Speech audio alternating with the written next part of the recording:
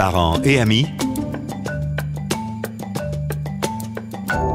avec Gilles Parent.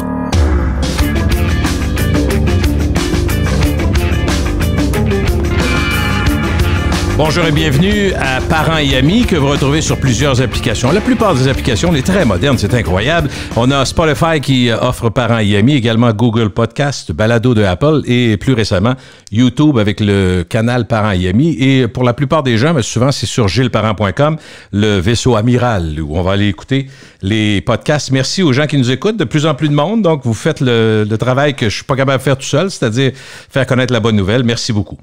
Mon invité aujourd'hui est au cœur de l'actualité, vous allez comprendre assez simplement et assez facilement. C'est Éric Bilodeau, il est directeur division des communications et du marketing à l'Office du tourisme de Québec. Bonjour Éric. Hey, bonjour Gilles. Attends un petit peu, je vais ouvrir ton micro. Bonjour Gilles. Ah là, c'est bien meilleur. Ça va mieux? Oui, c'est vraiment très bien. C'est un bon départ, excellent. OK, on règle une affaire tout de suite. Je t'appelle Gilles, OK? On s'est déjà rencontrés, fait qu'on fera pas semblant. J'ai pas changé de prénom. Là. Voilà. OK, ça fait plaisir, Éric. Avec toi, aujourd'hui, on va faire le tour des enjeux reliés à l'activité touristique de la grande région de Québec. Crise sanitaire qui a évidemment freiné abruptement le tourisme depuis 15 mois et bien d'autres choses dans nos vies. Ça aussi, c'est un euphémisme. On dit que le tourisme au pays a subi une crise, la pire que additionnée le 11 septembre 2001, le SRAS, la crise financière mondiale de 2009. Les trois ensemble, oui. Ce qu'on vient de vivre, c'est encore pire. Et juste pour donner une petite idée aux auditeurs et auditrices qui nous entendent, pour saisir l'impact mondial, on va aller chercher la ville la plus visitée au monde, c'est-à-dire Paris. Et Paris, depuis, même pas depuis un an, en 2020 seulement, a perdu 16 milliards d'entrées d'argent euros et 34 millions de touristes pendant la période de 2020.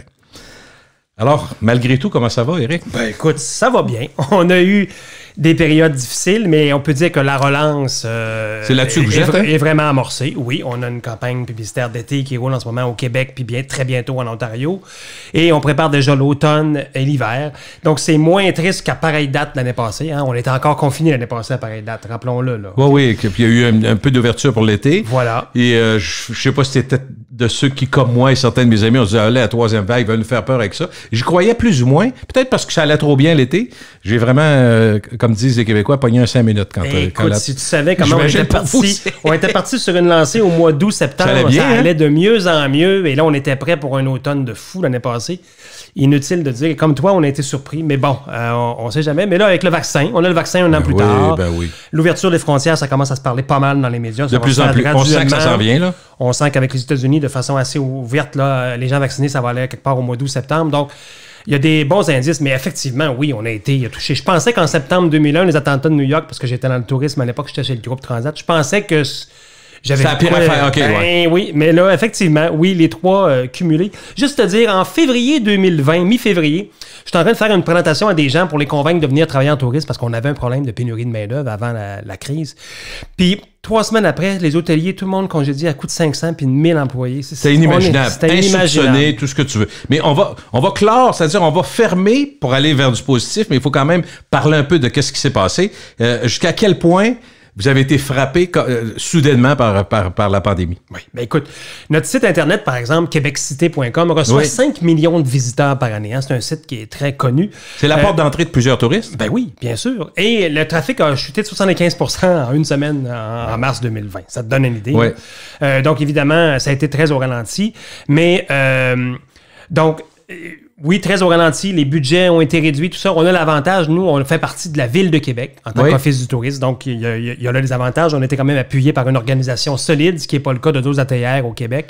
Alors, on a eu quand même un peu d'argent pour faire de la publicité et de la promotion. Pour vous avez des oreilles à la Ville. Le maire, là, avec son tricotage d'été et tout ça, il s'est impliqué et il a dit, il faut faire de quoi, là, bien les sûr. gens. Et ça, notre maire a toujours été un bon porte-parole touristique. Alors, ça, on ne peut pas y enlever.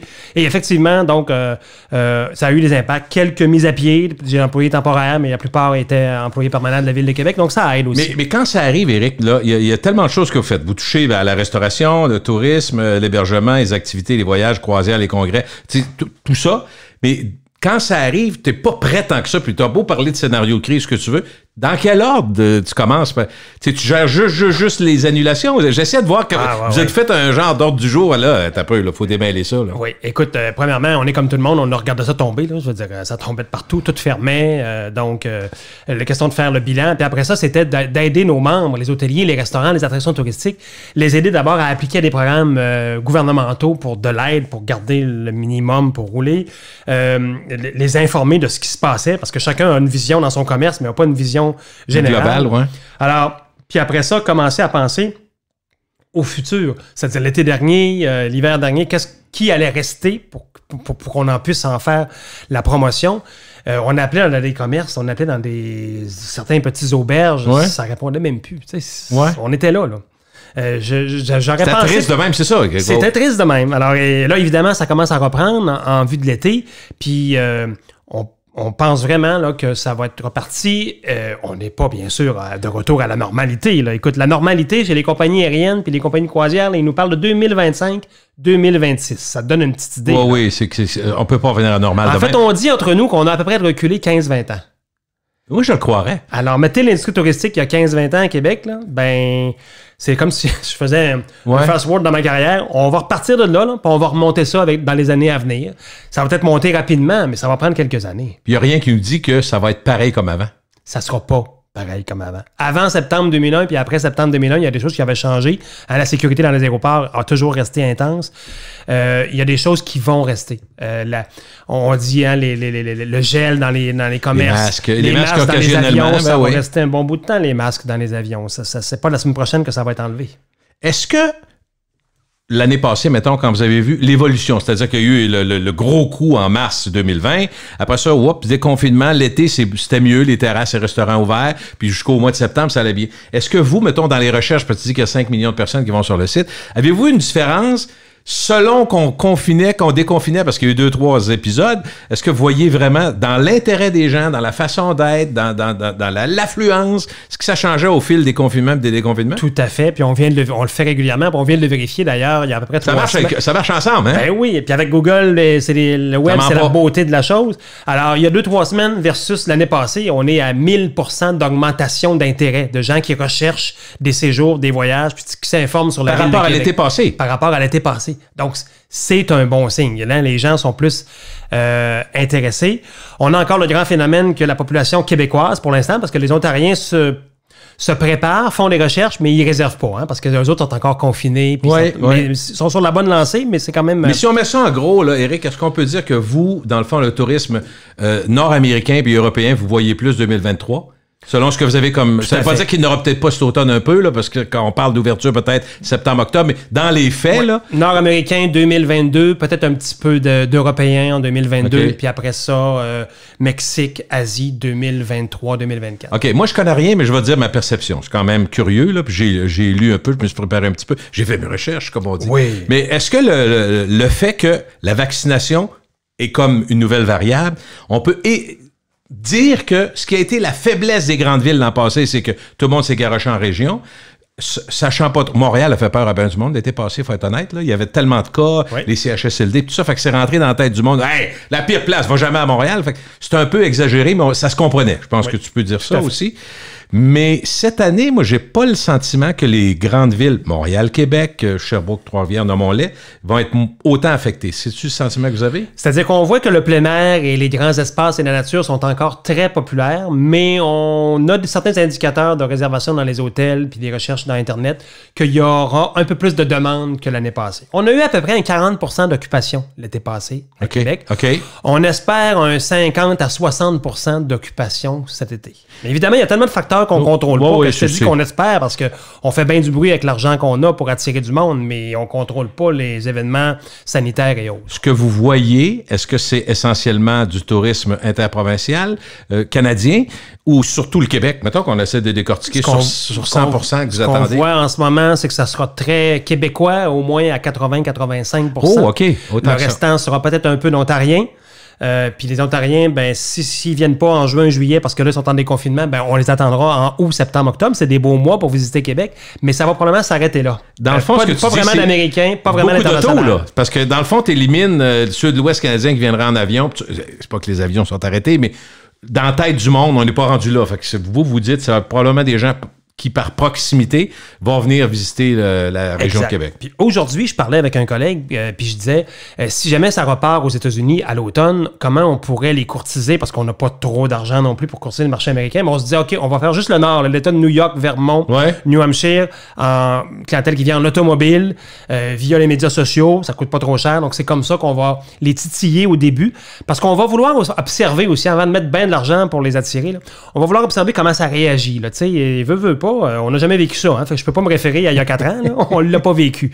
Fait qu'on va y aller progressivement aussi, les budgets étant beaucoup plus limités. Juste pour te dire, moi, mon budget promotionnel, il a été coupé cette année versus les bonnes années de 65 %. OK. Ça s'explique? Est-ce que tu comprends ça? Là? Ben oui, bien sûr. Notre revenu vient de la taxe de l'hébergement qui est cotisée dans les hôtels. C'est surtout c'est ça, la taxe des hôtels? C'est ça notre principal revenu publicitaire. Les hôtels, c'est une catastrophe. Là. Les hôtels sont vides. Il n'y a plus de revenus. Hein? Okay. C'est aussi simple que ça. Alors, heureusement qu'on a eu là, quand même... Ça aurait été pire s'il n'y avait pas eu l'aide, soit municipale ou provinciale. Ça aurait été pire encore, imagine. OK. Ce qu'on ne voit pas, Éric, à mon avis, c'est tous ceux et celles, personnes morales ou les personnes physiques, qui sont touchés de près ou de loin, des fois de plus loin, par le tourisme. Ce qu'on voit pas... Je disais à ma blonde en marchant sur la Grande Allée, je dis, pense-y, le gars ou la fille qui a une business...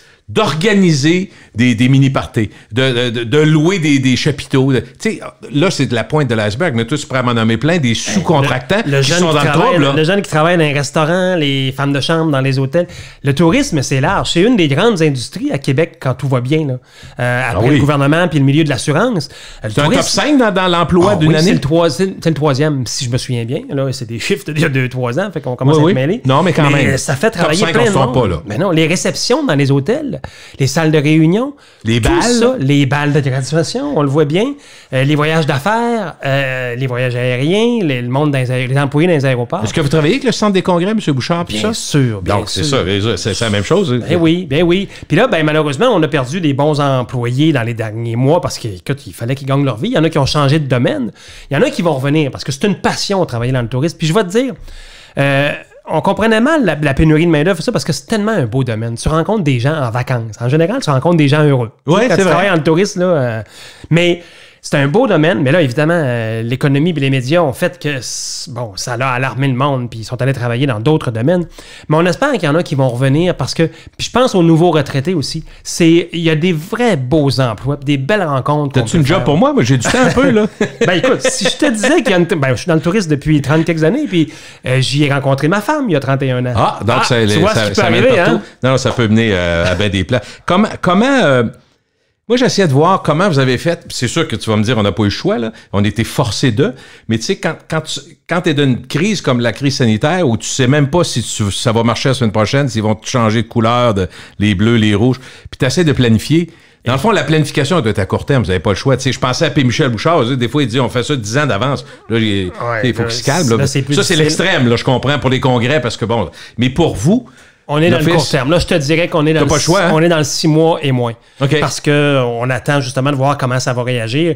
Puis plus ça va aller, là, plus on va commencer à planifier du long terme. Parce que quand on parle des campagnes publicitaires en Europe ou en Asie ou au Mexique, on fait ça plusieurs mois d'avance. Alors là, évidemment, on verra selon les budgets. Le vaccin est le plus grand espoir. Le vaccin, l'ouverture des douanes, le gouvernement canadien est sévère. Il a raison de l'être parce qu'il protège notre santé, notre sécurité, mais ça ne nous aide pas évidemment à faire venir des touristes internationaux. Alors, on va attendre que tout ça se replace avant, évidemment, d'investir pour reconquérir les clientèles. Mais il y a une chose qui est sûre. Québec, la ville sera aussi belle après la pandémie qu'avant la pandémie. Hein, il y aura des commerces qui auront fermé, mais d'autres qui vont ouvrir.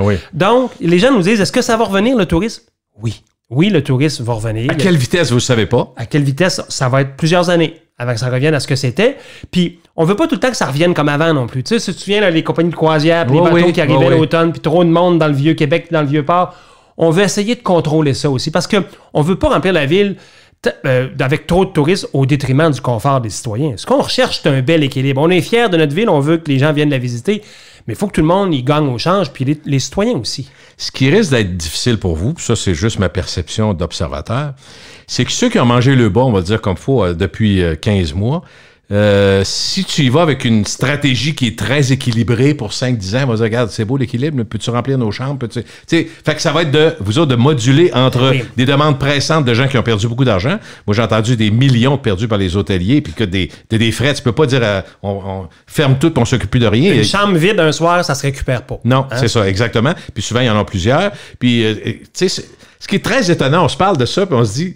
On aurait dit il y a 10 ans, à mon avis, ils vont tout arrêter shutdown. Tu m'aurais dit, regarde, prends une autre gorgée, Gilles, là, tu files pas à soir. C'est sûr que ceux qui critiquaient qu'il y avait trop de touristes à Québec, là, on les entend moins ce temps-ci.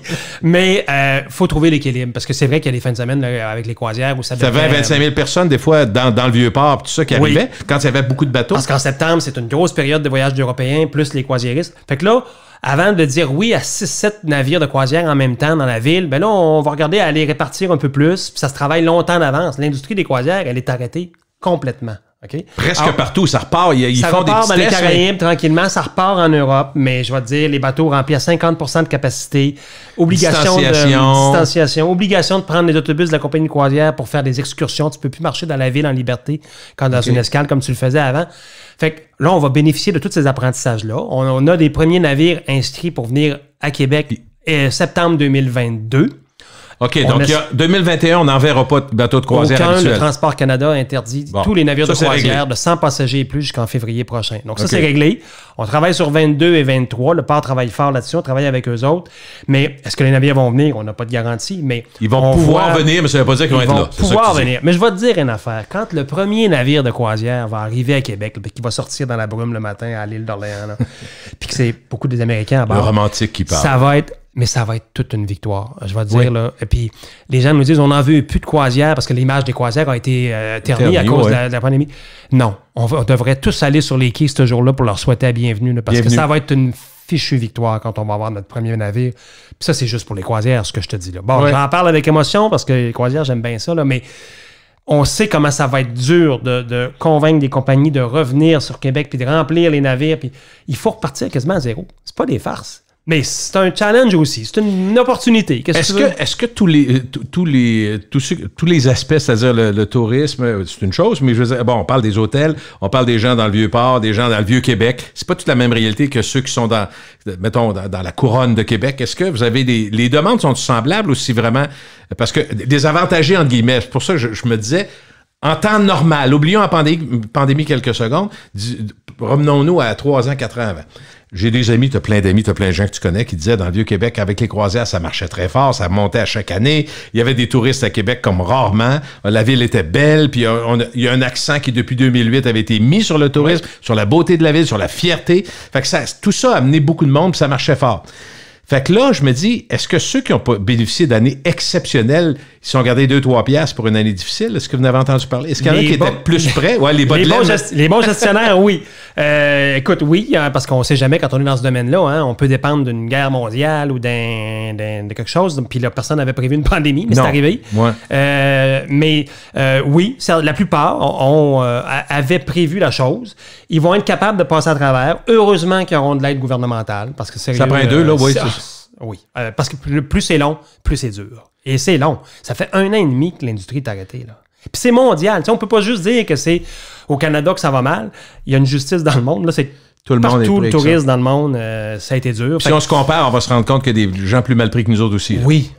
Oui, tout à fait. On est quand même chanceux. Le Canada est un pays sécure. Notre image mondiale est bonne. Fait que ça va. Les gens vont revenir. Ça, on est même l'autre élément que vous devez regarder, mais on parle moins quand on parle de tourisme, directement de tourisme de façon théorique, c'est le côté économique. On dit que l'économie, quand même, le Canada et le Québec, l'économie repart. Puis on parlait de... Là, je voyais la Banque du Canada, Conference Board, qui disait que ça peut être 6-7% d'augmentation cette année, ce qui est énorme. On a tous pour un lendemain de pandémie. Là, on a tous économisé, hein, parce que il y a de l'argent disponible, t'as raison. On n'allait pas au restaurant puis tout ça. Alors, c'est sûr qu'on va voyager. On n'a pas voyagé, mais là, on se préoccupe de ça. Parce que 2022, je vais te raconter quelque chose. On prévoit que les Québécois et les Canadiens vont vouloir voyager, parce que là, ils se seront privés pendant 1 an et demi. Puis là, ça va être, entre guillemets, un environnement beaucoup plus sécure. Voilà. Probablement les doubles doses, puis l'immunité collective, ça risque d'être réglé. Donc, ils vont voyager à l'international. Alors, les Québécois qui, ici, en ce moment, voyagent l'été au Québec, là, vont aller ailleurs l'année prochaine, puis dans les années à venir. Est-ce que... On va remplir les avions pour revenir ici? Ben là, c'est ça. Il va falloir que l'arrivée des touristes internationaux compense la perte des Québécois dans les prochaines années, parce que ça va arriver. Mais là, il faut trouver l'équilibre là-dedans. Puis on ne l'a jamais vécu. Fait qu'on va y aller au fur et à mesure, mais on est préoccupé par ça, parce que, tu sais, il faut contribuer à remplir la ville, comme on dit, à capacité permise. Mais est-ce que, Éric, vous avez j'allais dire des amis ou des collègues ou des chaires de tourisme, parce que tout le monde vit, ce que tu dis là, on ne sait pas exactement ce qui va arriver. Est-ce que vous échangez? Oui. Pour savoir, par exemple, les gens de New York, vous faites quoi, vous autres, pour amener les Parisiens, pour amener les Australiens, tout ça? Bien sûr. Fait, évidemment, échanger ça te permet de voir, il y a des bonnes idées. Ben oui, on travaille avec la chaire en tourisme de l'Université Laval, la chaire en tourisme de l'UQAM. Ceux qui font de la recherche là-dessus, c'est sûr. On travaille avec le ministère du Tourisme au Québec, avec Destination Canada, qui est l'organisation de promotion touristique canadienne, qui, eux, parlent avec des compagnies aériennes. Je parle avec des compagnies aériennes. J'ai parlé à WestJet avant-hier pour savoir comment va le fameux vol Québec-Toronto qui va revenir. Bonne nouvelle. On nous avait enlevé les vols Québec-Toronto d'Air Canada. Là, ça revient fin juin. Donc, les bookings sont de mieux en mieux, mais il va falloir être patient. Est-ce qu'on peut se fier un peu, à votre avis, à ce qui se passe aux États-Unis? Comme on disait que les vols intérieurs, ça a monté beaucoup aux États-Unis. Il y a quand même de plus en plus de vols. Évidemment, au Canada, on était presque arrêté complètement. Mais oui, puis tu sais, encore au Canada, en ce moment, le voyager entre provinces n'est pas recommandé en ce moment. C'est pas interdit. Faut pas oublier ça, c'est pas recommandé. Il faut pas l'oublier. Là. Fait que moi, avant de faire de la publicité en Ontario, tu comprends qu'il faut que je respecte les règlements de la province de l'Ontario aussi. Mais je suis prêt. La journée qu'ils disent oui, on est en ligne, on est en onde dans les journées suivantes. C'est ça notre job. Est-ce que vous avez une stratégie différente pour vendre les villes, j'allais dire phares comme Montréal et Québec, puis le reste de la région, tout ça? Est-ce que vous séparez ça quand vous faites le... Montréal et Québec, souvent, d'abord, sur des marchés, on a notre propre attraction, donc on a nos propres stratégies, mais plus on est loin sur la planète, quand on va faire la promotion en Asie, puis tout ça, plus on le fait ensemble, parce que l'Asiatique qui vient à Montréal, il est compagnie qu'à Montréal, il va probablement amener... Vous travaillez aussi. Des fois plutôt avec le Tourisme Québec dans ce temps-là? Avec Tourisme Québec, avec Montréal directement. Et bien sûr, Montréal, c'est l'île de Montréal. Hein, puis autour, c'est d'autres régions touristiques. Nous, dans la grande région de Québec, on couvre la ville, mais on couvre Port-Neuf, Sainte-Anne-de-Beaupré, l'île d'Orléans. Le Grand 03 quand on était jeune. Oui. Alors, on a l'avantage de promouvoir le centre-ville, la ville historique européenne et tout ça, puis la nature à proximité. Puis Dieu sait que ça nous rend service ces temps-ci. Là, mais... Ça, c'est les deux gros vendeurs, c'est-à-dire la vieille ville et la nature à côté pour chez les Européens, le ski, pour le vélo de montagne, puis la pêche, n'importe quoi. Là. Les Européens, la nature à proximité, très important. Tu sais qu'au centre-ville de Québec, tu prends ton auto, puis dans 40 minutes, tu vas être dans le parc de la Jacques-Cartier, puis tu peux croiser un orignal sur la route à l'entrée du parc de la Jacques-Cartier, puis c'est vrai. Là. C'est proche. T'as pas ça partout sur la planète. Là. OK, donc c'est deux éléments majeurs. OK. Oui. Donc, vous faites ça. Bon, la vaccination, on dit que c'est le Klondike, mais c'est vrai. C'est ça que vous suivez. Là, ce qu'on comprend, c'est qu'au moment où on se parle, on est au mois de juin.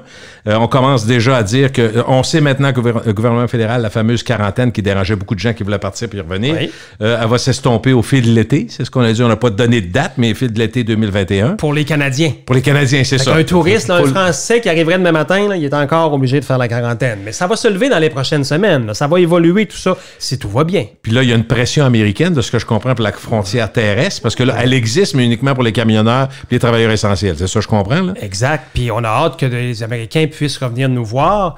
Et vice-versa. Prends le Maine, là. Il y en a-tu? Ils souffrent. Ils doivent souffrir. Il y en a des Québécois dans le Maine. Avec le taux de change, les Américains sont avantagés. Fait que quand ils viennent ici, là, ils dépensent beaucoup. Ben ça, on aime ça. On est d'accord avec ça, hein? Ben oui. Dans les restaurants un peu partout, il n'y a pas de problème. Est-ce que... Éric, je prends quelque chose que les gens ont vu passer, le festival d'été, appelons-le édition restreinte, à l'intérieur au manège Mutage. Je trouvais que c'est une bonne idée. Une édition pas comme les autres. Oui, c'est ça, exactement. Est-ce que c'est un exemple de ce que pourrait être notre été tricoté à la 2021? Donc, un peu plus petit, mais quand même des activités. Puis on peut imaginer, mettons, devant le manège militaire, le grand parc là, il peut avoir des tables, des chaises, des chansonniers ou n'importe quoi. Là. On peut-tu penser à ça? C'est un très bel exemple. Le Carnaval de Québec, l'été dernier, qui a fait de l'activité... l'hiver dernier, qui a fait de l'animation sur les rues commerçantes de Québec, c'était un bel exemple aussi. Cet été, ça va ressembler à ça. Puis la Ville de Québec a mis beaucoup d'énergie aussi pour animer les rues, animer les parcs. Hein. On peut faire des barbecues dans les parcs et tout ça. Puis il y a quand même quelques beaux gros événements. Là. Il y a l'exposition Picasso au Musée des Beaux-Arts et au Centre des Congrès en mode virtuel, en mode immersif. Ça va attirer le monde. Ça lance la semaine prochaine. L'exposition Maya au Musée de la Civilisation, ça va attirer beaucoup les familles. De partout au Québec, là, ça m'en parle. Les enfants veulent venir voir ça.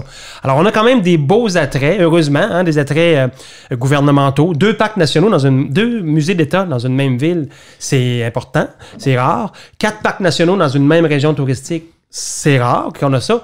Alors, on a quelque chose pour attirer. Puis, évidemment, on s'en sert, là, parce que tout argument est bon. Mais on sent encore le désir du plein air et de la nature chez les Québécois cet été. Compte tenu de la crainte qu'on a eue liée à la transmission de la maladie, la pandémie, la crise sanitaire, je me disais, Québec, quand même, ne serait-ce qu'avec les parcs qui sont là, mais entre autres, les plaines, un endroit immense où tu peux te perdre, quasiment, où c'est très bien entretenu, puis les gens l'utilisent. Après ça, le parc comment ça s'appelle, le long du fleuve, là, qui est le legs. La promenade Samuel Champlain, très utilisé aussi. Il y a beaucoup de parcs à Québec.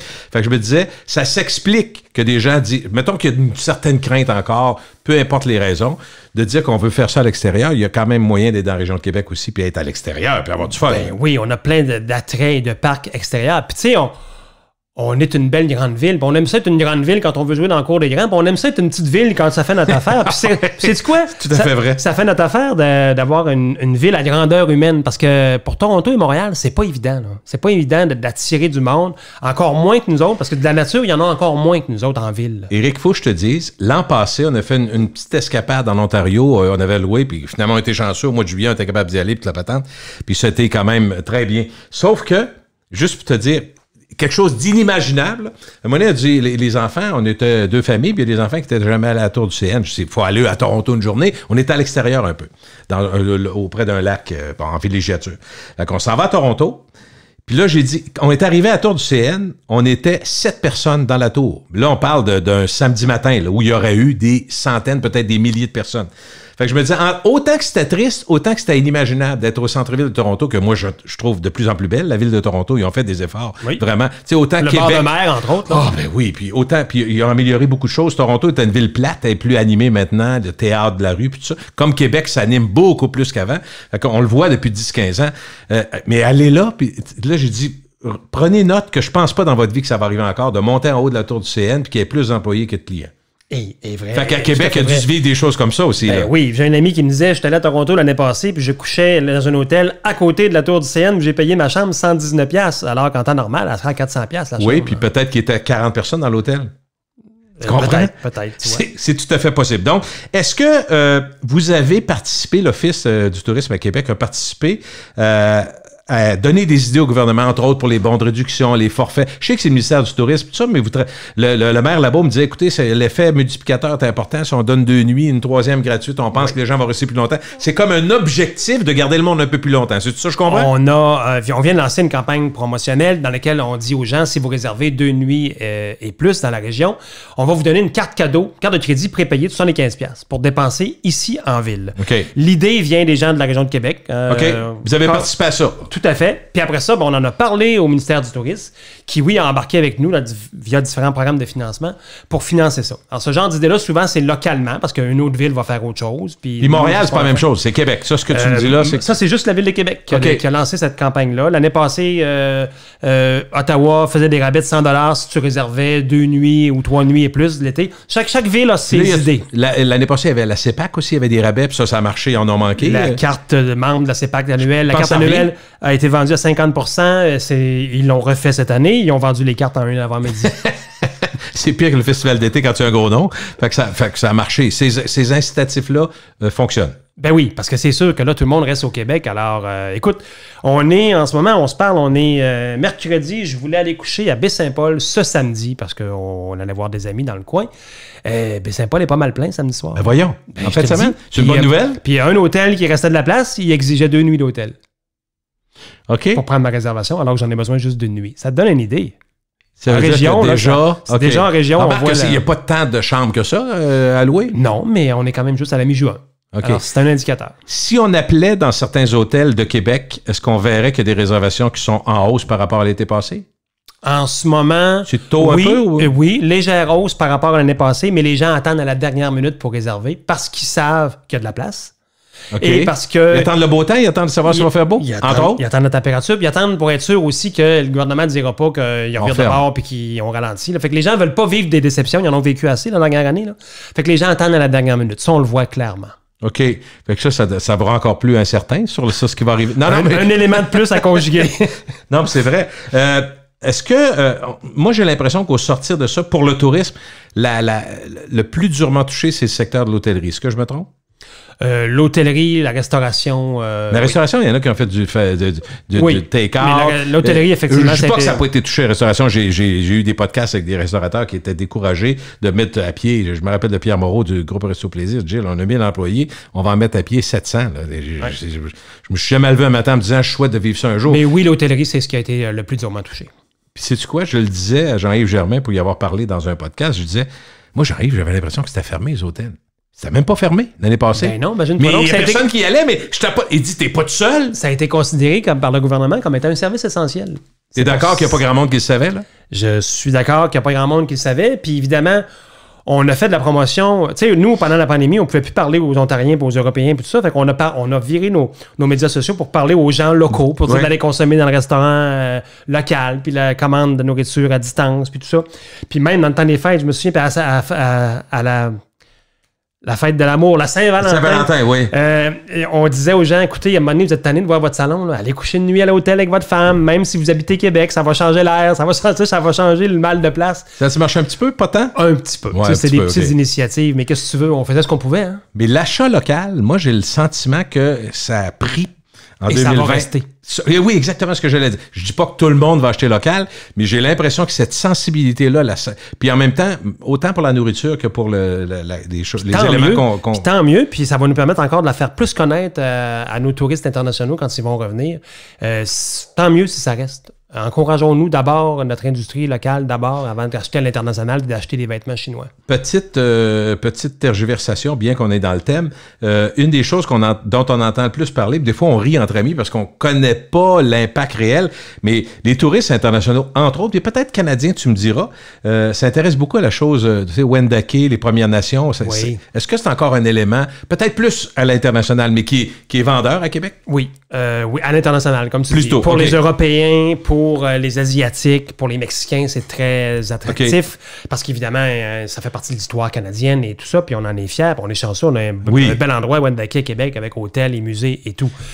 C'est une offre qui est un peu moins populaire chez les Américains et les Canadiens parce que on est plus au courant de cette culture-là, donc on a moins tendance à la visiter, mais effectivement, c'est un des beaux attraits culturels, parce que c'est vraiment dans la culture de la région de Québec, puis à l'international, ça reste encore quelque chose de très attractif. Quand le gouvernement du Québec, par Tourisme Québec, fait des campagnes, est-ce que... On y va par... Bon, je connais rien, là. Je suis vraiment néophyte là-dessus, sur les chiffres. Est-ce qu'ils vont par importance de la population pour mettre l'argent pour, mettons, la promotion de Montréal ou de Québec? Tu sais, essayer d'être juste. Ouais. J'essaie de voir.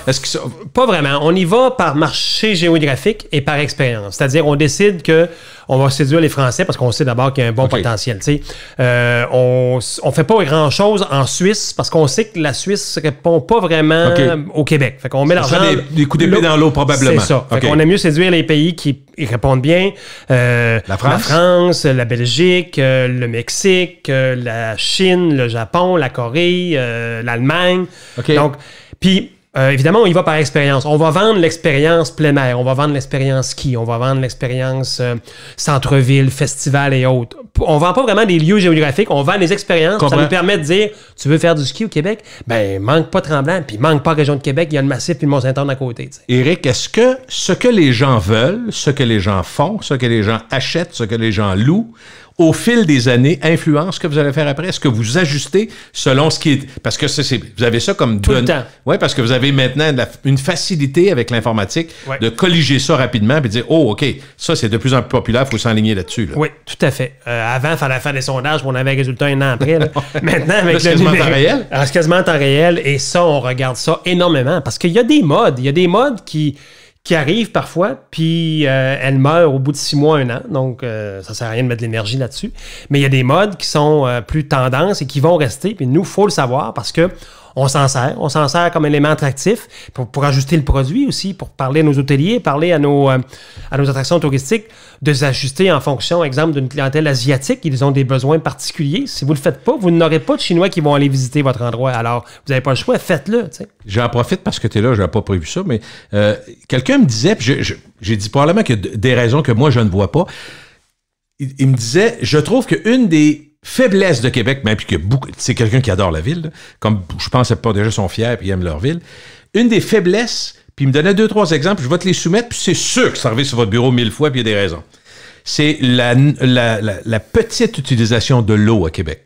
Pour cette personne-là, point de vue touristique. Exemple, il dit, il y a bien des villes où on va, puis il y a une section, mettons, près de l'eau. Là, nous autres, on a fait la piste cyclable, qui était magnifique. Mais il y a un secteur où il y aurait 5, 6, 7, 8 bars et restaurants en bord de mer. Beaucoup de grosses villes mondiales, Barcelone et les autres ont tout ça.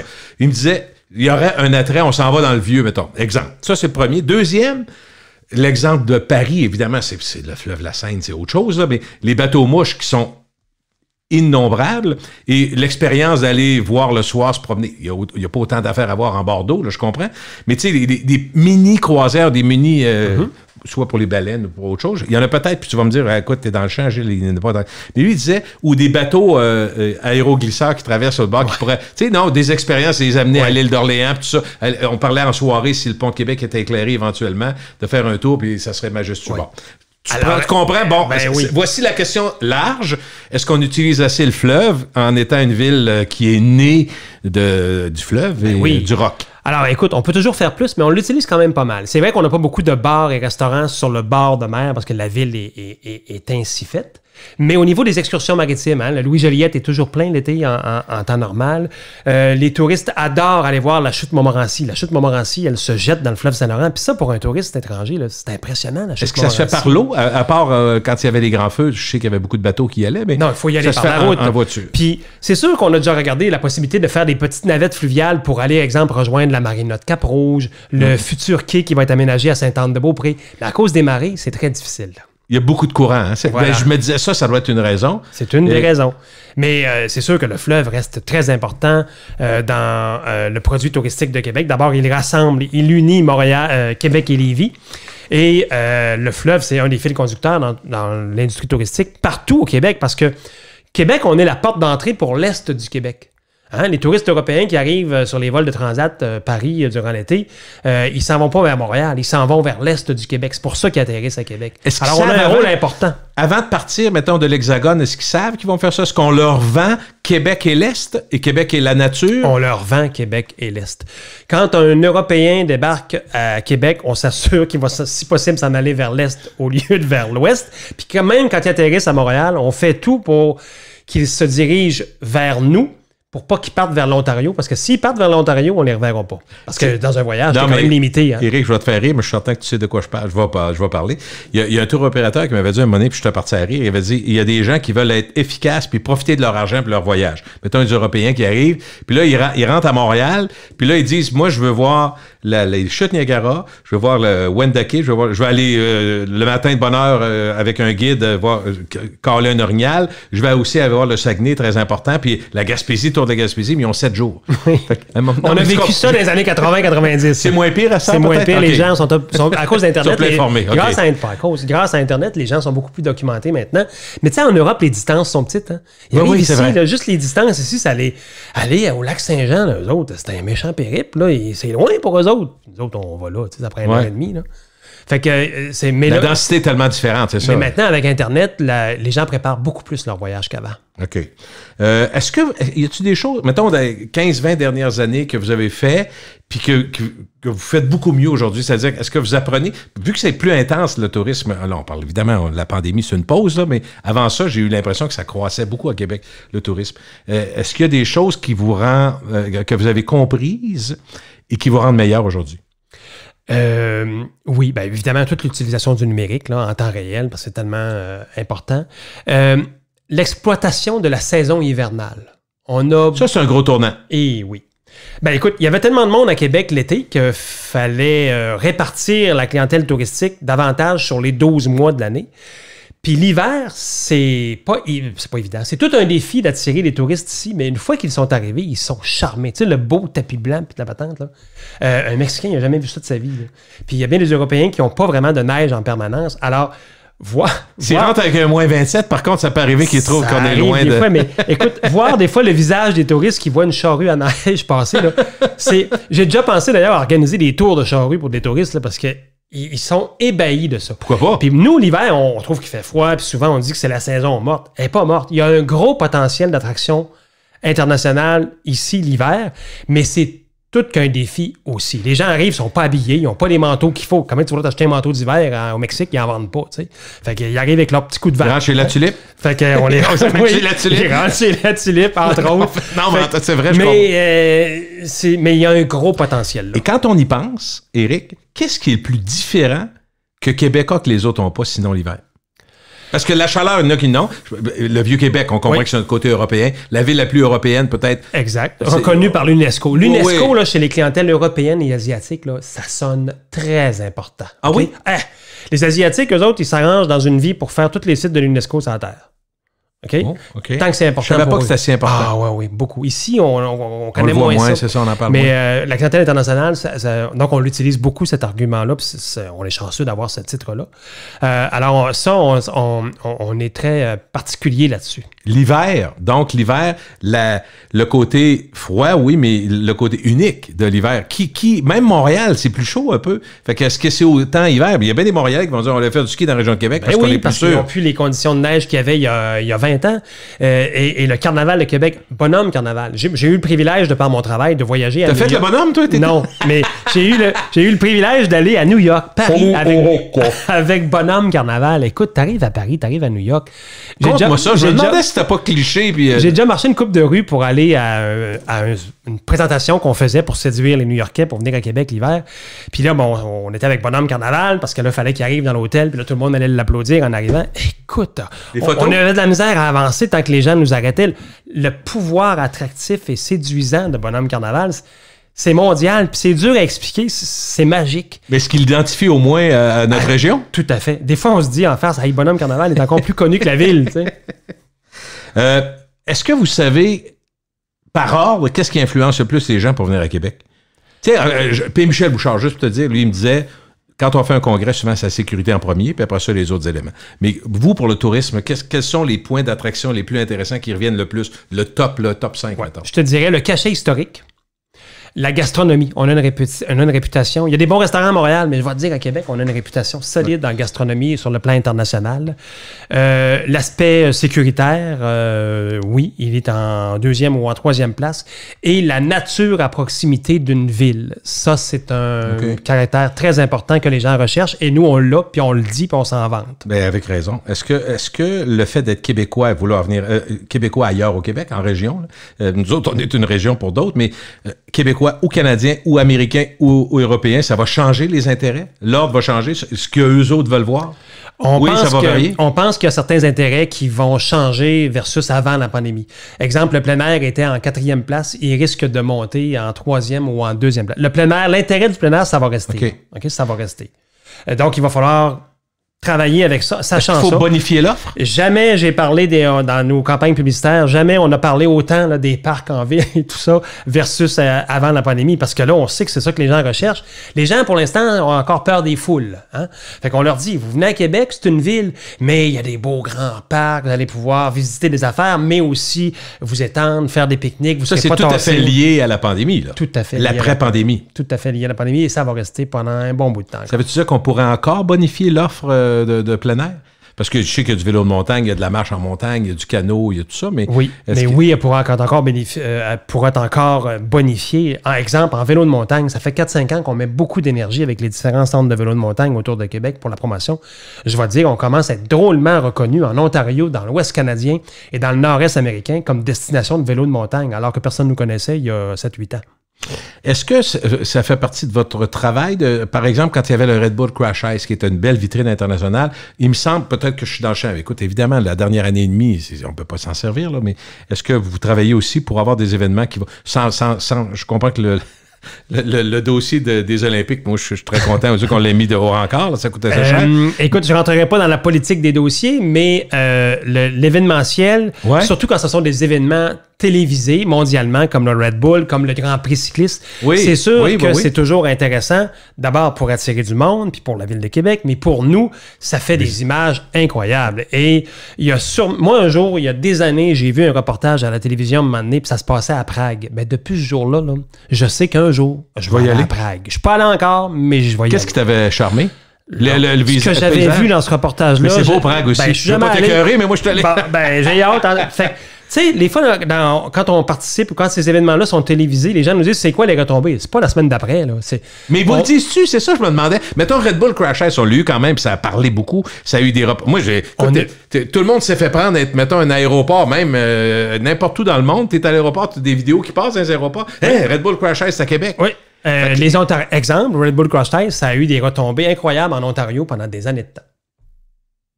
Pour amener du monde ici. Pour les gens, oui. Les gens nous disaient ah oui, le Québec City là, de ça. Là. Puis en hiver encore plus, ça nous a aidés. Alors oui, ça donne des résultats. Le Grand Prix cycliste fait une couple d'années quand même, là, moins cette année. Mais cette année, il n'y en aura pas. L'année passée, il n'y en a pas eu non plus, mais ça fait des images incroyables, des images d'été. C'est pour ça qu'on met tant d'énergie aussi à appuyer la venue d'événements comme ça, parce que je partais pour une publicité gratuite. C'est pas gratuit, là, ça coûte de quoi faire venir ces événements-là, mais pour nous, ça fait des images incroyables et ça rapporte, mais c'est du moyen et du long terme. C'est de la notoriété. OK, une question un peu curieuse, mais je me dis, est-ce que le fait que l'on parle toujours du Château Frontenac comme l'image, l'icône de la Ville de Québec qui est utilisée aussi, avec raison, à bon escient, plus photographiée au monde et autres, est-ce que ça fait des jaloux dans l'industrie ou si tout le monde comprend que... Oui, ça fait des jaloux. Souvent, les gens considèrent dans l'industrie qu'on... Lâchez-nous le château, là, c'est assez. C'est ça, mais qu'est-ce que tu veux? Tu remarqueras que Paris se sert beaucoup de la Tour Eiffel. Pour attirer le monde, puis on serait fou de pas le faire, je veux dire... Mais vous pourriez répondre, OK, on laisse le château, cette année, on met quoi à la place? C'est ça la question? Voilà. C'est ça la question. Si on laisse le château de côté, quelle est l'icône qui représente bien la Ville de Québec? Écoute, c'est sûr qu'on travaille avec notre icône, le Château Frontenac. Je pourrais prendre une belle vieille rue historique dans le Vieux-Québec, mais des vieilles rues historiques, il y en a dans le Vieux-Montréal partout. aussi. Il y en a partout aussi. Fait que c'est sûr qu'on est... soucieux de ça, on utilise beaucoup le Château Frontenac parce qu'il séduit. Et ce qui est drôle, c'est que les touristes internationaux, c'est ce qu'ils nous disent ils pensent que c'est un vrai... Ils savent pas que c'est un hôtel. Hein? Ils pensent que c'est un vrai château avec un prince ou une princesse. Ils pensent qu'on a une reine ici au Québec. Les touristes internationaux. Okay. Ils pensent vraiment que c'est un château princier, tu sais, royal, là, comme dans les pays où il y a en Angleterre, par exemple, il y en a plusieurs. Ou... Là, on leur dit, non, c'est un hôtel. What? Hein, on peut aller rester là. Ça nous fait rire à chaque fois, mais les gens ne savent pas nécessairement que c'est un hôtel. Nous, on le sait, mais la personne en Chine, elle ne le sait pas nécessairement. Est-ce qu'il manque, j'allais dire, le vieux dossier, ça va être ma dernière question là, sur la perspective, parce qu'on comprend que vous attendez à quelques années avant que ça revienne à quelque chose de plus normal, c'est ça? Oui. À cause surtout des voyages puis des avions? Écoute, la desserte aérienne, la retour à la normalité. On dit qu'en 2022, les gens vont voyager, en général, dans le monde, là, sur leur propre continent. Okay? Donc, les Américains vont rester en Amérique. Les Européens vont rester en Europe. Okay. Les Asiatiques vont rester en Asie. Puis qu'après ça, on va voir comment ça se passe. Puis que là, les gens vont...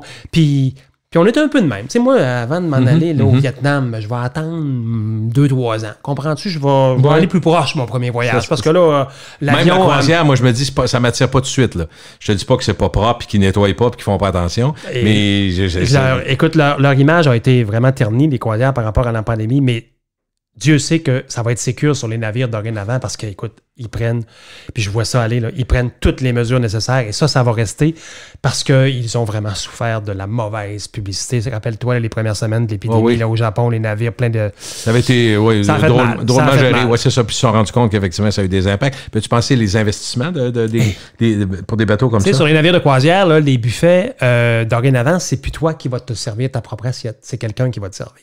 Au buffet. Tu vas te présenter au buffet, mais on va te servir. Puis ça va rester pour des raisons d'hygiène. Ça, c'est juste un exemple. Là, okay? Là, ils sont en train de faire des tests sur les ventilations et tout ça pour pas que ça se transporte de cabine à autre.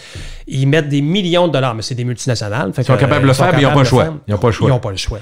OK. La dernière question très ouverte, le fun. On va s'amuser un peu. Je te dis, Éric, il n'y a aucun budget. Tu n'as pas de limite. À toutes les fois, je dis pas de limite, je pense autant à Donald Trump avant qu'il soit président. Il avait dit, j'ai dit à ma femme, tu peux rénover notre appartement de New York, budget illimité. Mais il dit, elle l'a défoncé. À la blague. Mais je te donne ça m'impressionne. Qu'est-ce qui manquerait à Québec, dans le fond? Qu'est-ce qui manquerait à Québec pour être encore plus attrayant? On a déjà parlé du casino. Tu vas peut-être me dire, pas certain de casino. Bon, mais qu'est-ce qui pourrait faire une différence si on avait des moyens? Un tramway, un métro? En fait, sérieusement, le tramway, ça va être génial parce que tous les touristes qui couchent à Sainte-Foy, parce que des fois, la chambre d'hôtel coûte un peu moins cher, ouais. On aime ça coucher à l'entrée de la ville, ça va être facile de s'en venir en ville parce que c'est pas toujours facile de conduire pour les routes les panneaux en français pour un touriste étranger. Alors, le tramway va aider beaucoup.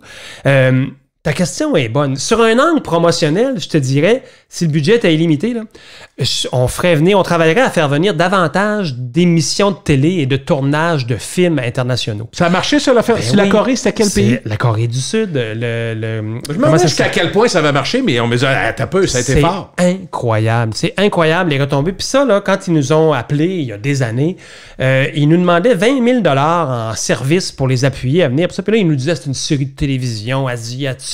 Pas grand monde la des connaissait millions de évidence. dollars. On connaissait pas ça. Puis là, je cherche le nom, mais peu importe. Et ils sont venus tourner. Quand ils sont arrivés pour tourner, on a dit, hey, c'est une grosse affaire, ça. Écoute, c'était quelque chose. On n'avait jamais vu un tournage. Un gros tournage, même. OK. Et après ça, la télédiffusion. Puis là, les premiers impacts, les premiers bookings, puis là, des partenaires avec qui on travaille du côté asiatique, ils nous disaient, là, Québec City, là, surveillez-vous. Là. Vous savez pas ce qui vous attend. Là. Ils vont pas au Québec, ils vont à Québec. C'est vrai. Ils vont voir des places qui ont été tournées, mettons, telle porte. Des millions de personnes, puis je vais faire partie de ceux-là, un jour, vont en Nouvelle-Zélande pour voir les décors de Seigneur des Anneaux. Seigneur des Anneaux. Fait que si le budget est illimité, j'utiliserais ça. Mettre l'accent du point de vue promotionnel. Du point de vue du produit, oui, les restaurants, les bars, animer les bordures du fleuve Saint-Laurent. Promenade Samuel de Champlain, là, avec quelques bons restaurants et terrasses, là, je comprends dans le contexte actuel, c'est pas facile à faire parce que c'est propriété publique et tout ça, mais ça serait génial. Mais Éric, ce que certaines villes chinoises font, avec l'hiver, parce qu'il y a une portion de la Chine qui est vraiment en hiver assez longtemps dans la période hivernale, un genre de carnaval qui dure pendant des semaines et des semaines. On illumine les villes. Tu as dû voir ça, hein? Oui. On se disait, il me semble que Québec, belle comme elle est là, elle l'est éliminée pour un bout de temps, mais si on faisait ça une bonne portion d'hiver, si on avait un budget, est-ce que c'est le genre d'affaires qui pourrait attirer plus de monde, tu comprends? Oui. Tu arrives à Québec, les murs, mettons, la porte Saint-Jean est toute illuminée, puis certains, je sais pas, le Parlement, de façon exceptionnelle, rouge, parce que c'est l'hiver. Tu comprends ce que je veux dire? Si on avait quelques gros... On va t'engager, tu as des bonnes idées. Mais écoute, c'est vrai que ça serait... moi, je dirais, là, ça amènerait des gens... La neige et les lumières, là, c'est magique. Puis là, les gens diraient, on va aller passer une fête de semaine, c'est tellement bon, on va aller marcher le Vieux-Québec le soir, puis là, tout le monde devrait être là le soir. Oui. Puis ça coûte... Aujourd'hui, tu es d'accord que les LED, puis ça, les lumières, ça coûte rien, là. Oui. Tout à fait. Il faut s'installer, tu vas me dire, là, mais... Tu sais, l'hôtel de glace, d'abord, on est chanceux d'avoir un hôtel de glace, hein, unique en Amérique. Oui. Puis ça marche auprès des touristes. Ben oui. Il y a plein de touristes qui vont visiter ça.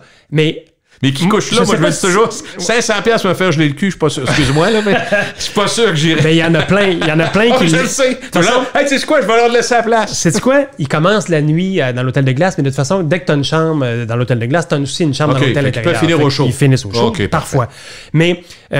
visiter l'hôtel de glace de jour puis le visiter le soir, c'est deux expériences totalement différentes. C'est tellement beau le soir avec toutes les lumières. Là. Imagine la ville à cette échelle-là. Mais ça a déjà été réfléchi, là, mais c'est des millions de dollars. Tu sais.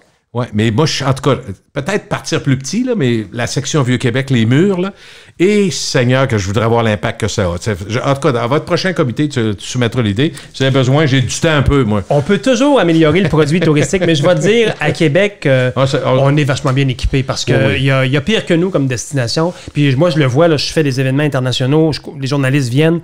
La plupart des gens qui viennent à Québec sont sous le charme de Québec. Le président Clinton est déjà venu à Québec et il avait dit c'est donc bien beau, ça ici, ça s'appelle Québec. Si les Américains savaient que ça existe, là, vous seriez envahis. Mais ils ne savent pas que vous existez. Même si on met des millions de dollars en publicité, hein, ils sont nombreux. Tu peux pas rejoindre tout le monde. Non, tu peux pas rejoindre tout le monde. Fait qu'imagine. Mais je pense que un des éléments qui a été une des conséquences de l'activité de 2008, le 400e, et je dirais de l'impact du maire de la ville, ça a été de ramener la fierté. Puis ça, on l'entend, puis on le voit, puis on le sent. des gens qui se promènent, qui s'approprient la ville, qui sont en ville beaucoup, qui sont sur les plaines beaucoup, qui sont sur le long du fleuve beaucoup, qui des pistes cyclables sont prises d'assaut. On est fiers quand on voit la ville. Oui, je fais partie de la génération. Quand j'avais 30 ans, dans les années 2000-2001, je fais partie de ceux qui sont partis de Québec pour aller travailler. Combien de temps? Vivre à Montréal. 10 ans. Oh! Hein? J'ai détesté. Puis je suis revenu, pourquoi? Ben, pour la qualité de vie, pour l'ambiance de Québec. Ça m'a tellement manqué. Puis pourtant, quand je suis parti, on partait, là. C'était pas dans le but de revenir. Mais quand tu dis non, j'ai quitté une ville, puis je peux pas avoir quitté ça, faut que je retourne. Ça a pris 10 ans. Mais je suis revenu. Puis je suis pas tout seul dans ce cas-là. Il y a beaucoup de gens comme ça qui vont étudier ailleurs, qui vont travailler ailleurs, puis qui disent l'appel, c'est une belle ville, c'est une ville sécuritaire, puis c'est une ville que l'on aime, qui a une proximité, qui a des belles rues animées. Puis écoute, c'est pas la seule au monde. Là. Des gens qui ont voyagé vont voir autre chose, mais en même temps, voyager, contrairement à ce que moi je pensais, je dis si tu vas aller ailleurs, tu vas voir des choses exceptionnelles. Là. Tu vas voir par la géographie, par l'histoire, puis tu reviens, tu dis ouais, pas mal pris là. On n'est pas mal pris, on a une belle ville, puis on a une force à Québec. On est tellement fiers. Hein, on est fiers de notre ville, OK? Ouais, il y en a qui disent qu'on est chauvin, mais c'est pas vrai. On est fiers de notre ville. Donc, on est tous des super bons ambassadeurs de la ville. C'est vrai. Hein? Quand tu vas à l'étranger puis tu parles de ta ville, tu en parles fièrement. T'es pas gêné. Hein? Oui. Tu montres des photos. Puis des fois, les amis que tu t'es fait en voyage, ils vont venir 2 ans après.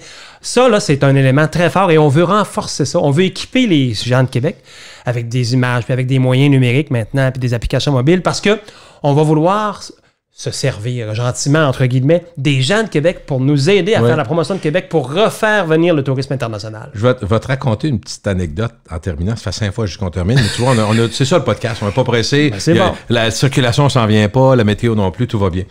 J'ai jasé. Je vis maintenant à la Haute-Ville. J'ai jasé avec des concitoyens autour. Ça a donné comme ça, des fois, de la rencontre d'un chien, jase avec, bang, bang, bang. Là, c'est 2 Français, une dame et un homme. Les 2 sont français, sont ici depuis 3 ou 4 ans. Puis là, ils me disent pourquoi ils sont venus à Québec. Puis là, j'écoutais, je vais donner les 3 choses qu'ils m'ont dites. Ils ont dit, on est venu d'abord pour travailler parce qu'il y a de l'ouvrage. Ici, il n'y en a pas en France. Nos parents nous ont dit, sacrez votre camp. Ils n'ont pas dit ça de même. Ils ont probablement dit, allez on s'en va. Allez faire votre vie à un endroit où il y a de l'espoir. Parce que les autres considèrent que c'est tellement ankylosé. C'est leur réponse à eux. Donc, l'ouvrage, premièrement. Deuxièmement, la sécurité. Parfait, endroit parfait pour élever nos enfants.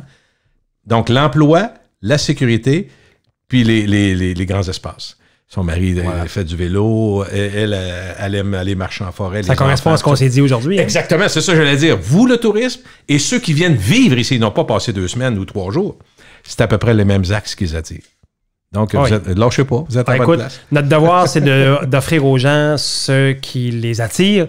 Évidemment, on ne peut pas changer le style de la ville de Québec, mais on sait à qui parler, on sait qui est attiré par Québec. On ne perd pas de temps dans un pays qui nous aime moins ou qui ont moins de potentiel. Et on a à courtiser de nombreux millions de touristes à travers le monde. Puis, il y a des gens inquiets dans l'industrie qui disent « ça va-tu revenir? » Oui, ça va revenir. Puis dans 5 ans, dans 10 ans, on va être encore plus gros qu'aujourd'hui. Puis l'hiver va être encore avec plein de touristes, ça va être encore plus gros. Mais là, il faut y aller étape par étape pour la relance. Tu sais, depuis quelques années que j'ai un peu plus de temps, fait que j'en profite pour marcher beaucoup. Je marche beaucoup la Haute-Ville, partout. Ça paraît d'ailleurs. Oui, c'est ça. J'ai perdu un peu de poids, effectivement. Mais je marche beaucoup, j'aime ça. Puis une de mes curiosités journalistiques, c'est de parler à je me débrouille assez bien en anglais. Je suis pas parfait bilingue pour tenir une conversation complète, mais beaucoup mieux qu'avant. Et je suis toujours curieux quand quelqu'un m'aborde ou quelqu'un me pose des questions. Après ça, si quelqu'un me parle, puis que c'est des anglophones, je leur demande d'où ils viennent, puis pourquoi ils viennent, qu'est-ce qu'ils aiment. Puis ça m'est arrivé assez souvent pour que je te le dise aujourd'hui, Éric. Une des choses qu'ils me disent, ils ont décidé de venir à Québec, des Américains par exemple, des anglophones, ou des Canadiens anglais, je me rappelle pas, là. Peu importe, ça changera pas rien. Ils disent, ce qui nous frappe, c'est à quel point c'est propre. Et ça, je l'ai entendu, c'est pas des blagues, là, plusieurs fois. Et là, je me suis informé. J'ai parlé à des employés de la ville que j'ai croisés. Ils ont dit, il y a un accent. La ville de Québec pousse beaucoup pour que le soir, la nuit, puis très tôt le matin, on nettoie. Fait que normalement, les touristes qui sont dans le vieux, les poubelles sont vidées, les rues ont été lavées constamment, de façon fréquente. Mais ce que je veux juste dire à ceux qui nous entendent, qui travaillent à la ville ou qui travaillent au tourisme, les touristes leur marquent en tabarouette. Oui, puis c'est vrai. On se le fait dire souvent. Puis, tu te le fais dire aussi, toi? Ah oui, souvent, effectivement. Puis la propreté et l'aspect chaleureux des citoyens. Des gens qui brodent l'anglais, mais qui s'essayent. Hein? Les gens me disent, vous avez une belle ville, donc vous êtes heureux de vivre, puis vous êtes plaisant à côtoyer, puis on vous aime. Fait que, c'est vrai. Même ceux qui heureux parlent de pas vivre, anglais ont réussi à s'inventer de l'anglais pour aider les touristes. Des fois, quand je parle, je suis comme toi. Mon anglais n'est pas parfait, mais je me débrouille, puis j'ai fait ma carrière en touriste. Puis des fois, à l'international, les gens me disent « Ah, votre accent est charmant, monsieur. » Ben voilà. Façon de dire, t'es pas si bon en anglais, Ouais. mais on comprend. Puis des fois, je suis en France, puis je leur dis « C'est pas moi qui ai un accent, c'est vous qui avez un accent. » Merci, Éric, d'être passé. Au plaisir. Éric Bilodeau est directeur de division des communications et du marketing à l'Office du tourisme de Québec.